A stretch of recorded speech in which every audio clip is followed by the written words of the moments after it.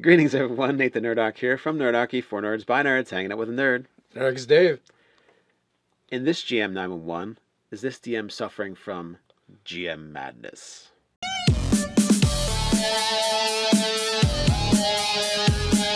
Jump down the description below where you can find Nerdarchy newsletter as well as learn how to game with us. Have a GM 911 from Sparkus Clark. And as always, you can find that in the description below the original post. And this way you guys have more information to weigh in. And if you have your own GM 911, send them to nerdarchy@gmail.com as well as put in the subject line GM 911. So there's a funny thing about this GM 911 that I found was Sparkus wants to know, he has a particular question. And as I'm reading the background for the GM 911, I'm going, wow, he's doing too much. At least I thought he was doing too much. And I prep for my games like a bit more significantly than Dave and Ted do. But then the question itself is, am I doing too much? I was like, yes, you are. So essentially, he's an old-time gamer. He used to game back in college with 3.5. He's come back to the hobby with the starter set, and they got a boatload of sessions out of that. Yeah, something like upward of 50. Yeah, so they got their money's worth for sure. The group took a little break, played Blades in the Darkness. He's been looking at some other games, and he's like, oh, there's all these other cool mechanics. Now I want to run Curse of Strahd for D&D. I want it to be horror-themed, and I want to steal stuff from DeadLands and steal stuff from Blades in the Dark. Yeah, specifically wanted to take the stress bar, I think, from Blades. I'm not familiar with it, but he describes it a bit, and basically it's tying the character's flaws to an actual game mechanic, which for a horror game I think sounds pretty interesting. I think that's a good addition. It is. I mean, D&D has that to a certain extent with with the backgrounds, but I'm sure that the stress bar is probably more significant. Yeah, especially if it's going to help, bring you closer to madness or other things that I think can go really well with a flavored horror game. So I think one of the first steps is to actually just have a conversation with your players and see what they're looking to get out of the game. Like if they want all this extra stuff in the game, or if they feel it's going to bog it down, or like literally, do they really just want to play D&D now that they've played these other games, or are they ready for something that's D&D plus? Yeah, and I guess it is going to depend on the players, because if you don't have players who know all the rules to the game, I mean, you could have said anything, Dave was part of the game, and I've been like, oh, okay. It must just be where I haven't read yet when I was starting out. So it's kind of like if he's the most well-versed in the rules, adding something's not a big deal because he can just say, oh, well, this is how it works. But one of the things that I thought was going a little too far was he wanted to do a one-shot where it was going to have characters from the past that they might meet the descendants of those characters. And I was like, that could be, I think, a session 0 where everybody kind of says what happens and like kind of everybody just dialogues the story. That would be pretty cool. But I don't want to like play the characters.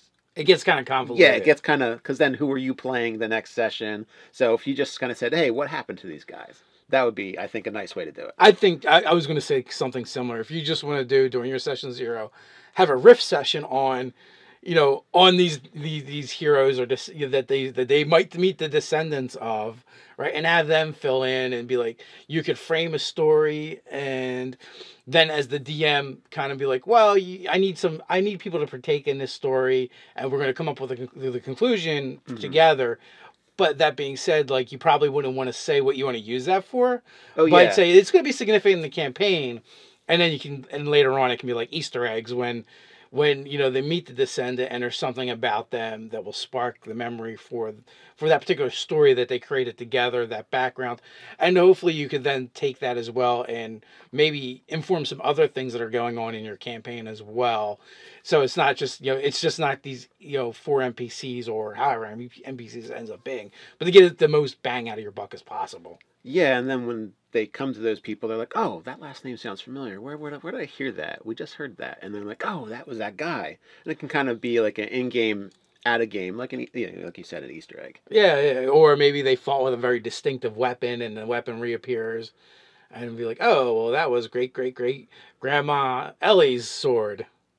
Yeah, I think that's a very nice addition. And it's done, I think, quickly enough that it's not going to kind of muck and confuse the current game that you actually want to play. Yeah, and you could even maybe even find ways to tie some of that stuff to the storyline in Strahd as well. Be like, here are the elements, right, from Strahd, and we want to introduce this into the story of these characters, and you guys get to do that, right? So that might also inform like the Strahd has a lot to do with the tarot cards, and certain items are, if they come up, they're really important. Yeah. So you could kind of like pick some of those items as well and have them infused into the story, and then when they come back, it'll all tie back together again. Yeah, that's a nice way of tying in something that they might not know the purpose of originally when they were doing the Session Zero talk, but it ties in nicely. Now, one of the things he seems concerned about is running himself ragged, he says. And yeah, I would say if you feel that way, I mean, DMing is the work when you think about making maps and when you think about writing descriptions and stuff like that. So it might be time to just dial it back a bit if you are feeling a little bit run around when you haven't started the game yet.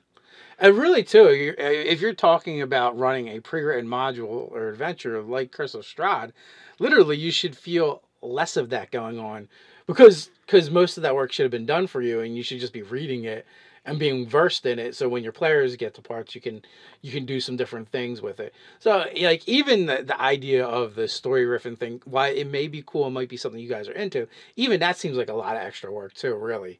Yeah, there's I ran one of Ryan's write-ups for a game. It's a digital product we have. It's Croak Hollow, and that was super stressful. That was the first like module. I was like, I'm going to try and stick to this module as close as possible, but I couldn't because it was a longer session module, so it didn't all fit in my time frame. So that was a stressor for it. And then there was also this idea that was like, well, wait, I would have felt a lot better if I either like just followed it exactly as it was or said, there's this place, it's Croak Hollow, and then just went with it. Like in Curse of Strahd, if you just went, hey, there's a vampire called Strahd, and you're at his castle sometimes and dealing with different things, or like really get in and dive in and do the module as it's written without the extra rules. But I think like combining it with some rules you make up, I feel like that's where like down. the bogging down happens. So definitely make if you're gung ho about using the stress bar, which sounds really cool for a horror game, I would suggest making sure you make notations, or like little stickies or something in the parts of the adventure where you think they'll come up, because it's really easy to skip over it, and then once you only half enforce a mechanic, it seems kind of wonky to even have it. So that's what I would say, is make sure you do like little sticky notes and say, oh yeah, use the stress bar here for this event. I mean, that's a good suggestion. So, and at the end of the day, too, like when you use words like "I feel like I'm running myself ragged" and we haven't even started yet, kind of the problem with that is that doesn't sound like to me you're having a good time, right? If you're doing all this extra stuff and you're jazzed about it and you're having a blast, it doesn't matter. Do all the extra stuff, right? Yeah, you've got all the extra energy to spend, basically. Yeah, and you're enjoying it. But when you use words like "running myself ragged," that doesn't invoke to me, the sense of pleasure and enjoyment. Yeah. So that's where I would say it's time to cut it off. And that, for any GM, if you're doing things and it's making you miserable and not enjoy the experience, then you should dial it back. You should figure out. You have to find the fun for yourself in the game as well. It's not just about the players, well, no, correction. It is just about the players, but you are a player as the dungeon master as well as the game master. So, we have to make it fun for everybody. That's why I'm totally against DMs trying to appease their players and run something they're not happy with.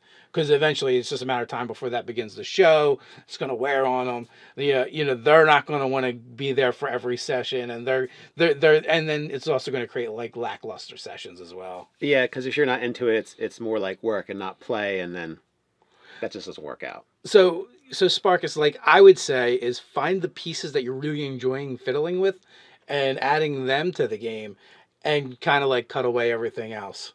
Yeah, I would agree. But you know what? You can find out a lot of other information from people in the comments below. Check that out as well, Sparkus, and I think you'll find some great stuff from our fans. So let us know what you think in the comments below. While you're at it, like, share, and subscribe. You can hang out with us over on Facebook. So until next time, stay nerdy.